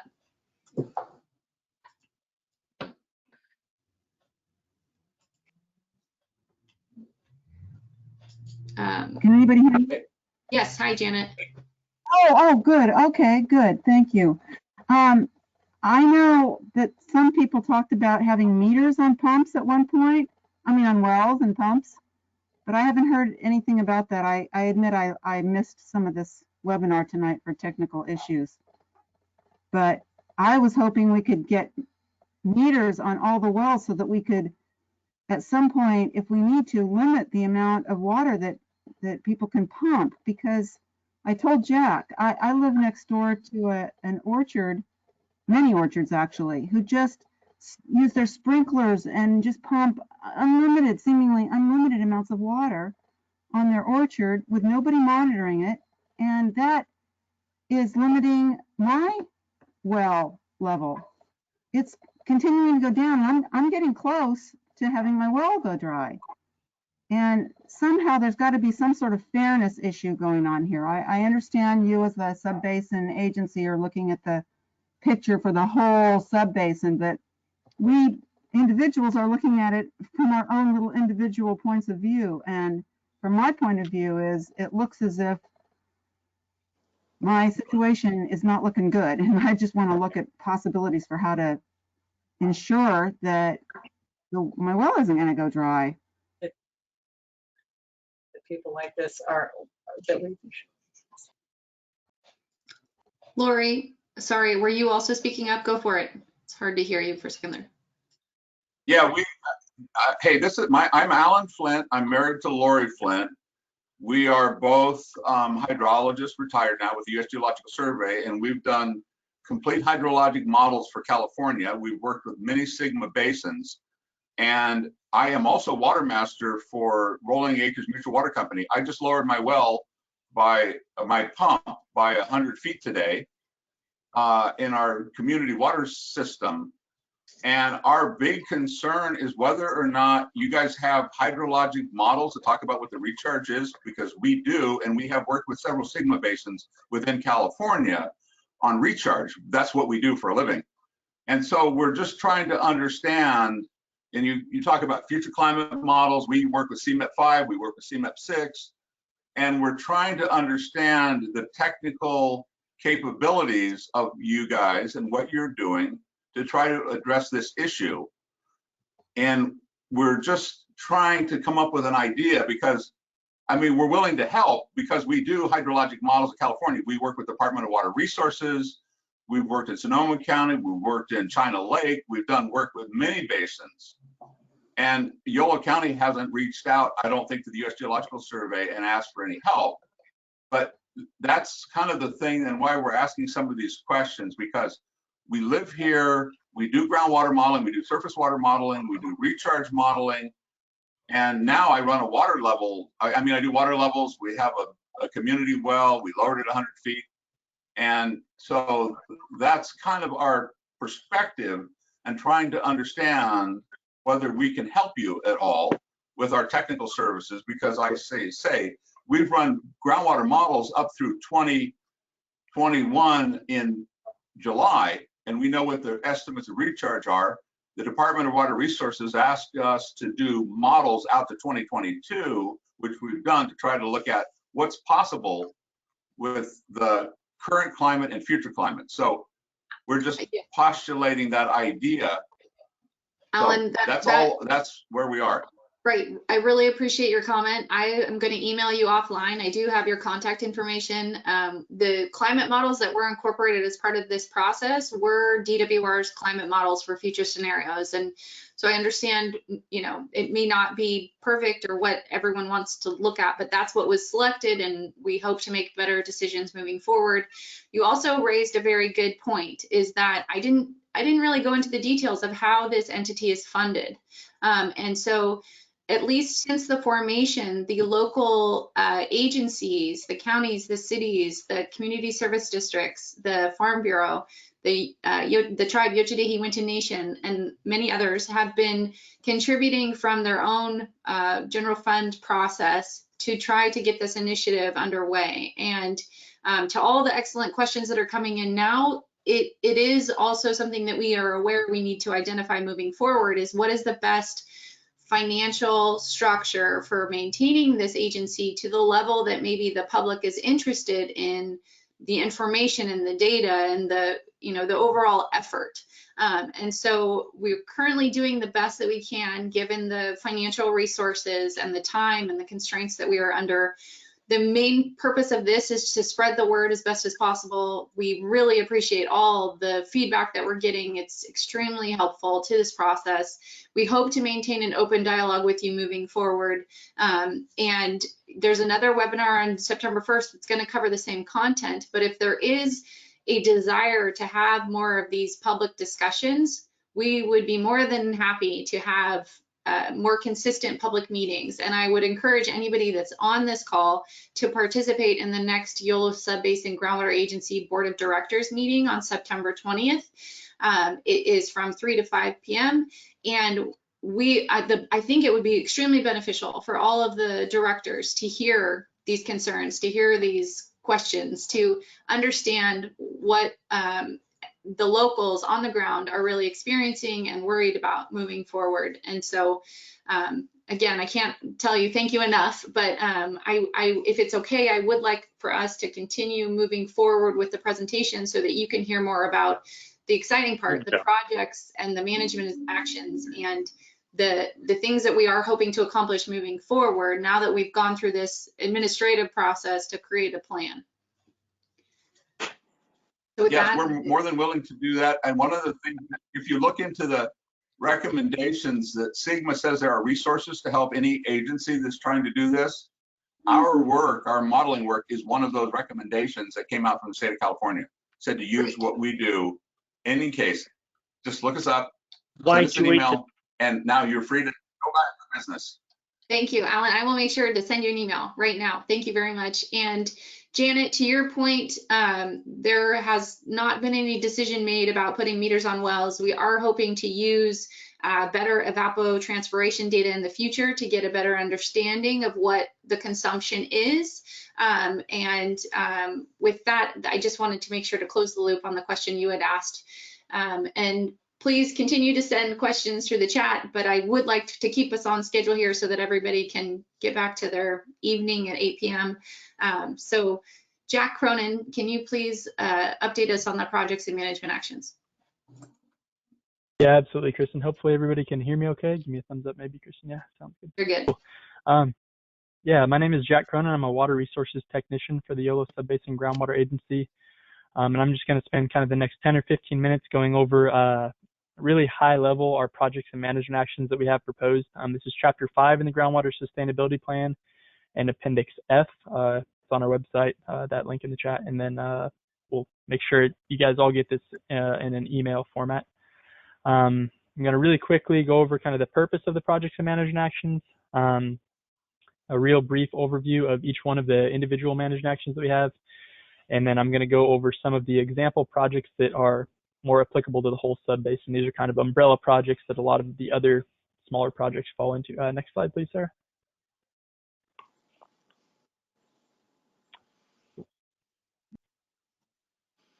Can you go back one, Sarah? Yeah, so in general, these projects and management actions are designed to ensure the long-term sustainability of groundwater in the Yolo Subbasin.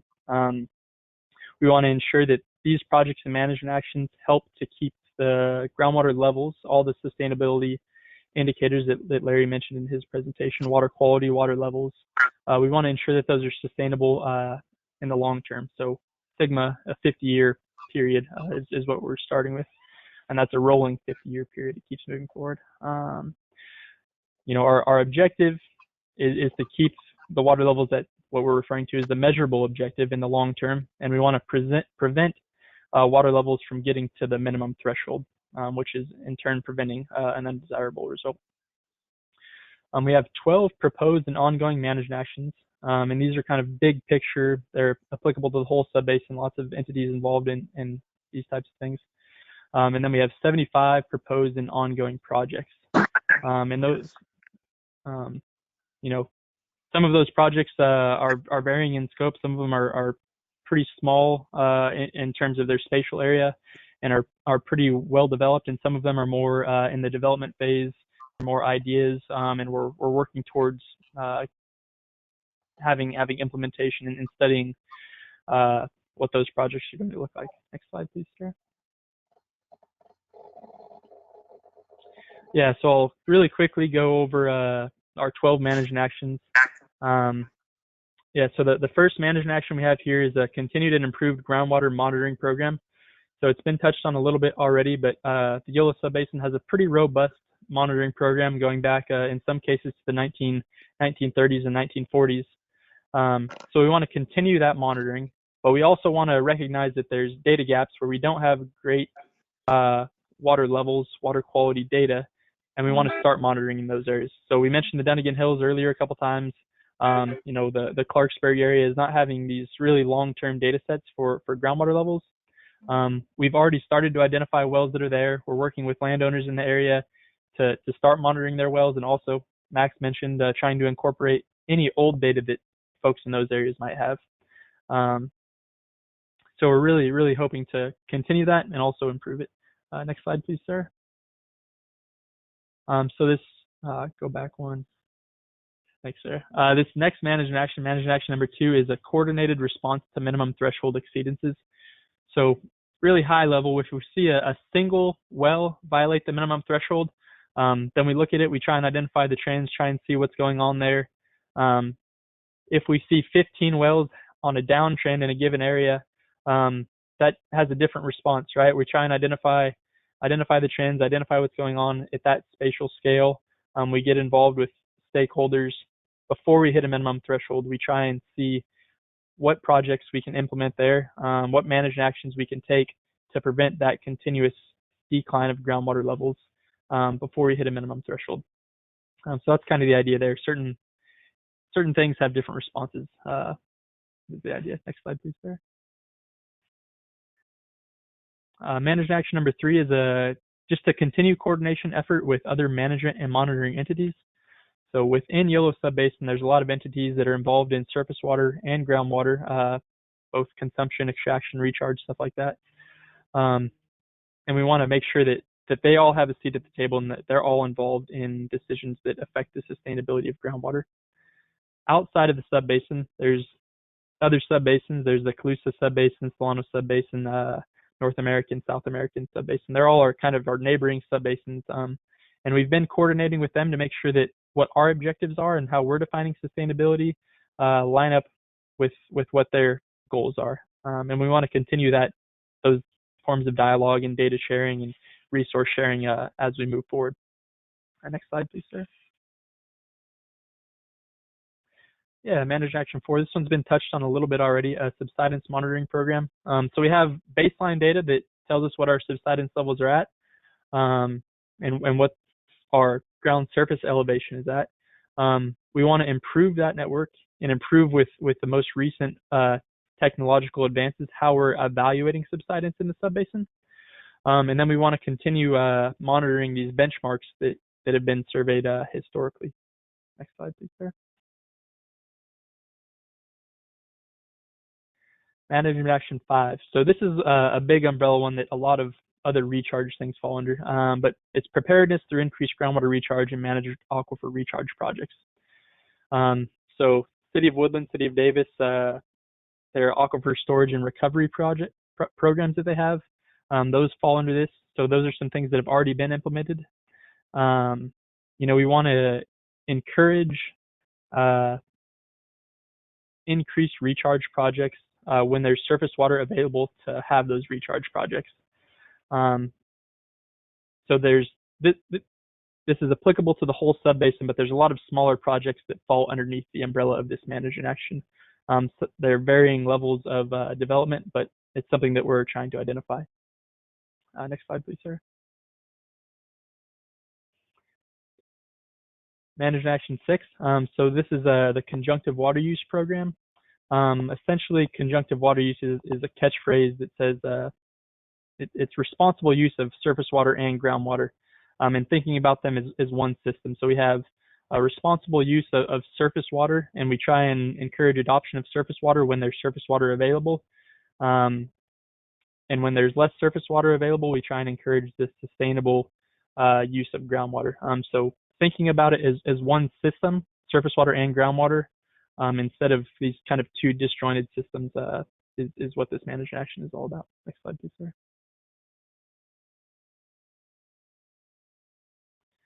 Yeah, Management Action 7. So this relates to kind of what we're trying to do tonight, and what we've been trying to do for the past couple of years, and we'll certainly continue to do moving forward. Increased outreach and information sharing of groundwater resources and knowledge within the Yolo Subbasin. So we have a really robust history of measuring groundwater data, and we have local resources that have a lot of knowledge, and we want to ensure that that information and knowledge is transparent and open to the public, and we can share that in efficient ways, and interesting ways that allow the public to visualize that data, and to visualize the resources that we have. And we also want to be really open to having folks come to us with questions and concerns. And we've been measuring a lot of depth to water in domestic wells lately. Folks have been calling us because they're expressing concerns about declining water levels in their domestic wells. And we kind of want to be that public interface where we can accept ideas, make changes to groundwater management policy, really know what's going on the ground, and just be an open door to interaction and communication in the Yolo Subbasin. Next slide, sir. Yeah, Management Action 8. So Max touched on this domestic well impact mitigation program. So essentially, this is trying to identify funding and resources that we can share with domestic well users. So when we see these periods of drought, and we have these really acute impacts, that we can share those resources, both financial and informational, to ensure that the folks that are impacted will still have sources of potable drinking water for their house. Next slide, please, sir. Managed Action 9. So this is a surface water monitoring program. There's actually quite a few different programs in the Yolo Subbasin that monitor surface water and surface water flows. And what this management action is designed to do is to bring all of those different monitoring programs together. So that'll give us a better idea of one, the surface water flows, but that relates to groundwater because the surface water percolates down into the groundwater system. So if we have a better idea of those exchanges between groundwater and surface water by monitoring the surface water, we'll have a better idea of how much water is coming into the groundwater basin, coming into the aquifers, and it'll help us make decisions about long-term sustainability. Next slide, sir. Yeah, management action 10. So this is the management consideration of gray areas in the Yolo Subbasin. So on the map on the right side of this slide, it's kind of these areas in light green, the Dunnigan Hills area, west of Winters there, and portions of the Yolo bypass.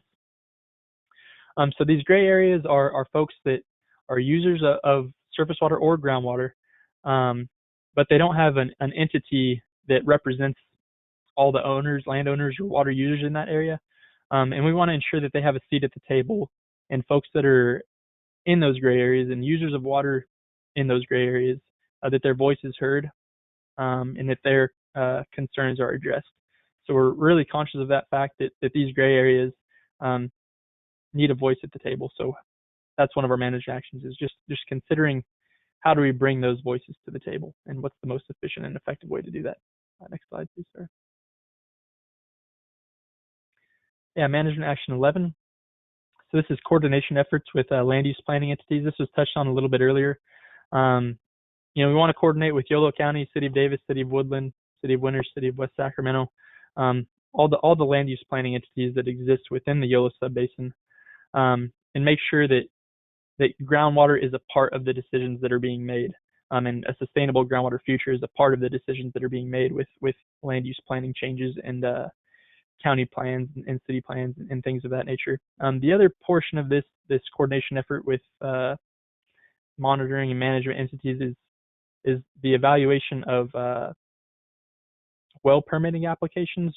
The YSGA would really like to be involved in that process and at least have eyes on and work with the county to review well permit applications that come through the county. Next slide, please, sir. Yeah, management action 12. So this is the last of our management actions that we currently have. This list of managed actions is subject to change, and as we move forward, more management actions will likely be implemented. As we have our 5-year updates, we'll learn a lot. We'll learn a lot more throughout this process, and add management actions. But the 12th management action that we currently have is the continued investigation of subsurface geology and aquifer properties in the Yolo Subbasin. So if we can learn a little bit more about what's underneath our feet, what the soil properties are underneath our feet, and we can study the primary resources that are out there already, and learn a little bit more about the subsurface geology using the most recent technological advances, we'll be able to make better decisions about a sustainable groundwater future in the Yolo Subbasin. So this stuff is incorporated into our model already, but there's areas where we could improve, obviously, and that's what the idea behind this management action is to improve the knowledge of the subsurface geology in the Yolo Subbasin. Next slide, please, Sarah. Yeah, so really quickly, I'm just going to go over 7 or 8 example projects that are applicable to the whole subbasin. Again, we have 75 projects that are in our draft version of the groundwater sustainability plan, and any feedback would really, really be appreciated on those. So one project that's applicable to the whole subbasin is this identification of areas vulnerable to damage from subsidence and a catalog of infrastructure damage reports. So we touched on this earlier, but that subsidence in and of itself isn't necessarily a huge issue. It becomes we obviously don't want to see it, but it's exacerbated when it's causing damage to infrastructure. And we want to be able to identify those areas where infrastructure exists that is vulnerable to subsidence. So in conjunction with our subsidence monitoring, we also kind of highlight these areas that are more susceptible to any subsidence. The groundwater model enhancement program. So again, we've touched on this a little bit already, but we want to improve our model. We want to take the most recent DWR climate change models into account as those are released. So we've done that in our current version of the model, but when DWR releases new versions of their climate change model, we want to incorporate that into our model. We want to look at evapotranspiration. The model has evapotranspiration, but we're hoping to improve that ET, that evapotranspiration number that the model uses with the most recent technology as that comes out. And we think improvements to the YSGA model will help inform decisions about sustainable management of groundwater in the subbasin. The Water Resources Information Database. So this is our long-term data set. Tens of thousands of depth to water measurements for different wells throughout the basin are in that. It already exists, but we want to continue to improve it. make it more publicly accessible. Additional monitoring wells along ephemeral streams and interconnected surface water bodies in near groundwater dependent ecosystems. So this is just helping us to understand that surface water groundwater interaction and water levels near groundwater dependent ecosystems. Kind of related to that is vegetative and aquatic surveys related to groundwater dependent ecosystems. In these areas in the subbasin where the groundwater levels are high enough to support vegetation and aquatic species, we want to ensure that we understand the biological ecosystem, the ecosystems that are present there, and understand their dependency on groundwater and monitor for any changes in groundwater as those might impact the ecosystems. These AEM flights are electromagnetic flights. They're essentially MRIs for the ground, and they help to inform us about the subsurface geology. And then an abandoned well incentive program. So when old wells are abandoned, lots of times they're just left and not capped off or not destroyed or not properly sealed. And the abandoned well incentive program is designed to help financially pay for that. And there's other subbasins that have implemented programs like this that we can use to go off of. And that helps to protect water quality primarily because you have what can be sometimes poor quality surface water infiltrating into an abandoned well and having negative impacts to groundwater quality of the aquifer. Next slide, please, sir. Yes, that's just a really, really quick, brief summary of what we have for projects and management actions. Yeah, I would like to open it up to any questions.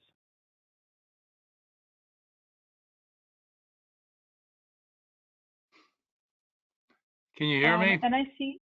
Oh, sorry. Yes, we can hear you. This is Michael. And I appreciate that you guys have to play the hard role here, and I've had to play it myself. But, you know, your modeling is based on projections just of historic data, and I'm not very convinced there.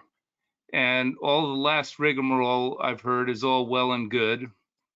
But I think what most people want to know is what the plans are when things potentially go south. And God willing, inshallah, things won't go south.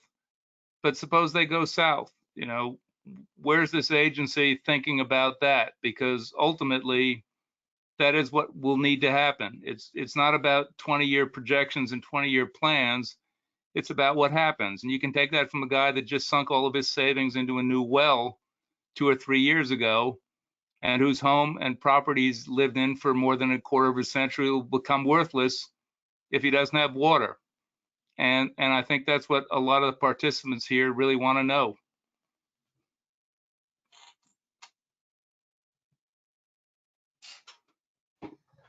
Yeah, Michael, thank you. I appreciate that. I apologize if you feel like we're just giving you lip service. That's not the intention. Again, the agency was formed to primarily and foremost create this plan as part of the state regulation. And as I mentioned, you know, we're kind of expanding and we're recognizing there's a larger role for ensuring sustainability other than just dealing with the state's planning process, right?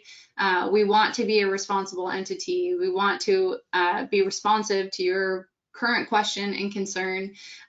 However, I still feel like we're in our infant stages and we're doing the best that we can in the moment. And so I'm not sure if you saw to your question before, but I did respond saying that our climate projections for the future scenarios are actually different than the historic patterns. And we have used DWR's climate model for those projections. And we felt like that was at the time the best available science that was there for us. We do welcome any suggestions or recommendations on how we could better model or understand what is going to be happening. And we are starting to work in the individual management areas to have these advisory committees that are established and can create policies for answering the hard questions like you're answering and having more teeth to say, okay, in the event that multiple wells are going dry and it is something that is triggering as unsustainable, we need to take action and be there on the ground. And Jack had mentioned this, but we're working really closely with Yolo County OES right now to do our best to try to understand more about today's drought and how we're going to fare through the rest of the year. Again, any suggestions, recommendations, any positive, helpful comments for how we can better assist the public, very much appreciated. And I know this is a small window, right? Just 2 hours of us trying to update you on this plan. But again, please email us, please call us, please check the website, please do whatever you can to stay in communication with us, and vice versa. I am happy to have a separate conversation with you after this meeting to talk in more detail about how we can try to get better answers to your questions. Well, your job, of course, is to do this. Most of the rest of us have other jobs, but also this is our lives. And just to be clear, though, the majority of us too that are trying to speak to you also live in the subbasin, and we have a vested interest in also ensuring sustainability. So that's a promise that I can provide, is that I care too. Well, okay, I hope you're not on a private well.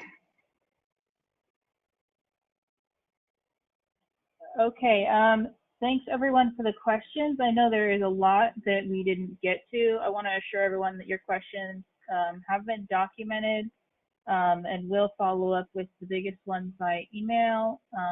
If you have other things you'd like to comment on, feel free to comment on the draft plan.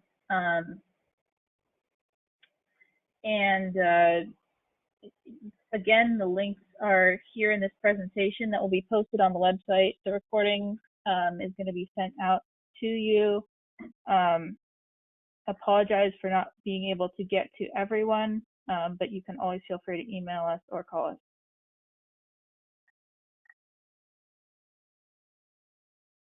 If you can submit comments.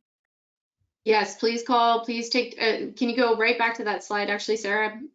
Please visit the website and provide comments on the plan and to help us to better improve what is written and how we're implementing it.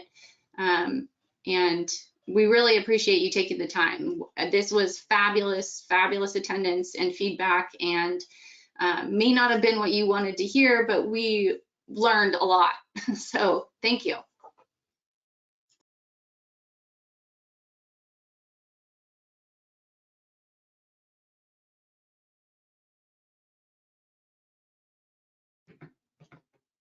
Okay, and once again, I will just include our email in the chat.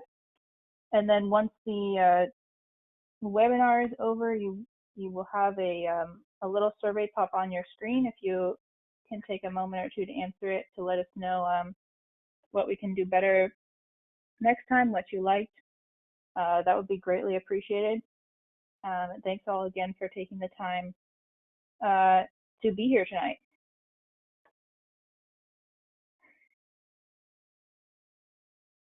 Thank you all. Thanks, Max, Larry, Jack, Satya, Sarah. I really appreciate all your support. Yeah, thanks. Have a good evening. Kristen. Thanks everybody that attended. Good night. Good night.